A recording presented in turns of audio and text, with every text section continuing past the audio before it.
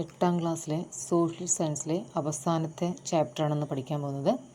പുതിയ രാഷ്ട്രങ്ങൾ കെട്ടിപ്പടുക്കുന്നു. മേയ്ഫ്ലവർ എന്നു പേരുള്ള കപ്പലിൽ അമേരിക്കയിലെത്തിയ തീർത്ഥാടക പിതാക്കന്മാർ എന്നറിയപ്പെടുന്ന പ്യൂരിറ്റന്മാരുടെ ഒരു സംഘം വടക്കേ അമേരിക്കയിൽ പ്ലീമൗത്ത് എന്ന കോളനി സ്ഥാപിച്ചു. ഈ കോളനിക്ക് പ്ലീമൗത്ത് എന്ന പേരല്ലാതെ മസാച്യൂസെറ്റ്സും എന്നറിയപ്പെടുന്നുണ്ട്. അതായത് മേയ്ഫ്ലവർ എന്നു പേരുള്ള കപ്പലിൽ അമേരിക്കയിലെത്തിയ തീർത്ഥാടക പിതാക്കന്മാർ എന്നറിയപ്പെടുന്ന പ്യൂരിറ്റന്മാരുടെ ഒരു സംഘം വടക്കേ അമേരിക്കയിൽ പ്ലീമൗത്ത് അഥവാ മസാച്യൂസെറ്റ്സ് എന്ന കോളനി സ്ഥാപിച്ചു. 1773 ബ്രിട്ടീഷ് പ്രധാനമന്ത്രിയായിരുന്ന നോർത്ത് പ്രഭു തേയില നിയമം നടപ്പിലാക്കി. അപ്പം 1773 ബ്രിട്ടീഷ് പ്രധാനമന്ത്രിയായിരുന്ന നോർത്ത് പ്രഭുവാണെന്ത് തേയില നിയമം നടപ്പിലാക്കിയത്. വ്യാപാര കുത്തക ഉറപ്പിക്കുന്നതിനായി ബ്രിട്ടനും ഫ്രാൻസും തമ്മിൽ നടന്ന യുദ്ധമാണ് സപ്തവത്സര യുദ്ധം. വ്യാപാര കുത്തക ഉറപ്പിക്കുന്നതിനായി ബ്രിട്ടനും ഫ്രാൻസും തമ്മിൽ നടന്ന യുദ്ധമാണ് സപ്തവത്സര യുദ്ധം. 1756 ആരംഭിച്ച യുദ്ധം 1763 പാരീസ് സന്ധിയോടെയാണ് അവസാനിപ്പിച്ചത്. അതായത് 1756 ആരംഭിച്ച യുദ്ധം 1763 പാരീസ് സന്ധിയോടെയാണ് അവസാനിപ്പിച്ചത്. ഒന്നാം ഫിലാഡൽഫിയ കോൺഗ്രസ് നടന്നത് 1774 എന്താണ് ഒന്നാം ഫിലാഡൽഫിയ കോൺഗ്രസ് നടന്നത് 1774. രണ്ടാം ഫിലാഡൽഫിയ കോൺഗ്രസ് നടന്നത് 1775. ജോർജ് വാഷിങ്ടണിനെ അമേരിക്കൻ സൈന്യത്തിൻ്റെ തലവനായി നിയമിച്ചു.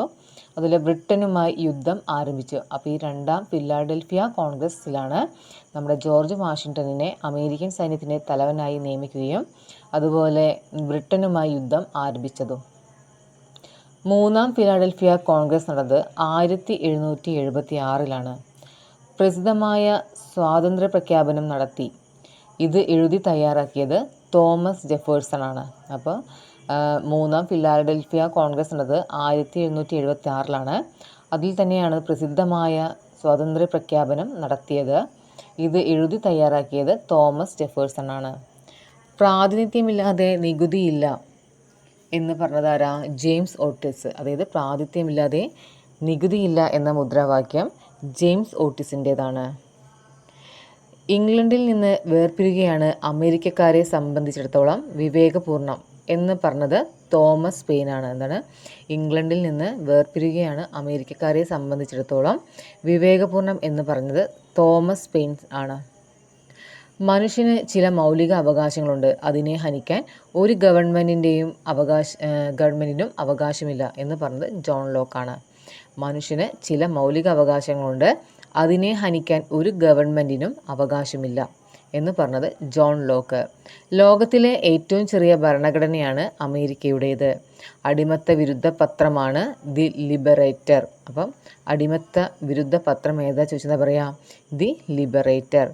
മിസ്സിസ് ഹാരിയറ്റ് ബീച്ചർ സ്റ്റോവിൻ്റെ അങ്കിൾ ടോംസ് ക്യാബിൻ എന്ന പുസ്തകവും അടിമത്തത്തിന് എതിരെയുള്ളതാണ്. അപ്പം മിസ്സിസ് ഹാരിയറ്റ് ബീച്ചർ സ്റ്റോവിൻ്റെ അങ്കിൾ ടോംസ് ക്യാബിൻ എന്ന പുസ്തകം അടിമത്തത്തിന് എതിരെയുള്ളതാണ്. റിപ്പബ്ലിക്കൻ പാർട്ടിയുടെ നേതാവാണ് എബ്രഹാം ലിങ്കൻ. അപ്പോൾ എബ്രഹാം ലിങ്കൻ്റെ പാർട്ടി ഏതാ ചോദിച്ചെന്ന് പറയാം റിപ്പബ്ലിക്കൻ പാർട്ടിയാണ്. 1865 ഏപ്രിൽ 15 ജോൺ വിൽക്സ് ബൂത്ത് എന്ന വിഘടനവാദി എബ്രഹാം ലിങ്കനെ വധിച്ചു. അപ്പം എബ്രഹാം ലിങ്കനെ വധിച്ചത് ആരാ ചോദിച്ചാൽ ജോൺ വിൽക്സ് ബൂത്ത് ആണ്. 1865 ഏപ്രിൽ 15 എബ്രഹാം ലിങ്കനെ വധിച്ചത്.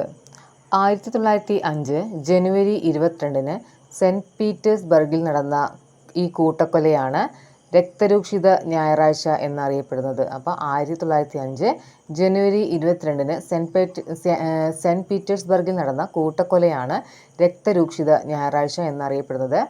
ജനരോക്ഷത്തെ തുടർന്ന് ദ്യൂമ എന്ന പാർലമെൻറ്റ് രൂപീകരിച്ചു. അപ്പോൾ റഷ്യയിൽ ജനരോക്ഷത്തെ തുടർന്ന് ദ്യൂമ എന്ന പാർലമെൻറ്റ് രൂപീകരിച്ചു.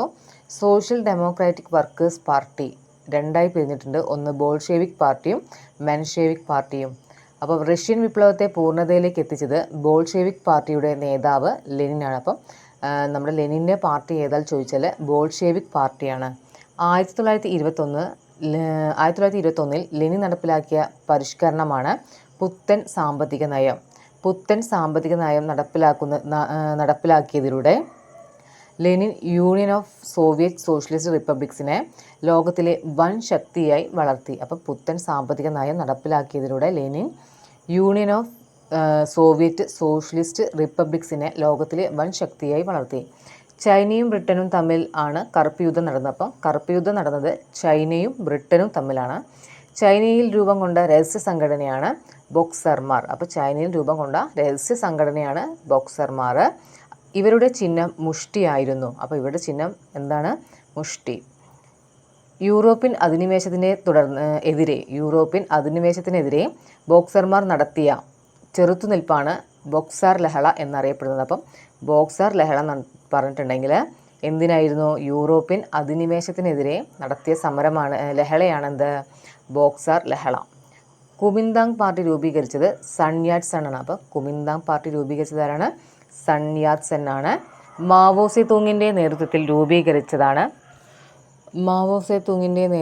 രൂപീകരിച്ചതാണ് ചൈനീസ് കമ്മ്യൂണിസ്റ്റ് പാർട്ടി. അപ്പം മാവോ സെ തൂങ്ങിൻ്റെ നേതൃത്വത്തിൽ രൂപീകരിച്ച party Chinese communist party. 1934 Mao സെ തൂങ് ലോങ് മാർച്ച് സംഘടിപ്പിച്ചത്. അപ്പം മാവോ സെ തൂങ് ലോങ് മാർച്ച് സംഘടിപ്പിച്ചത് 1930. Okay, thank you.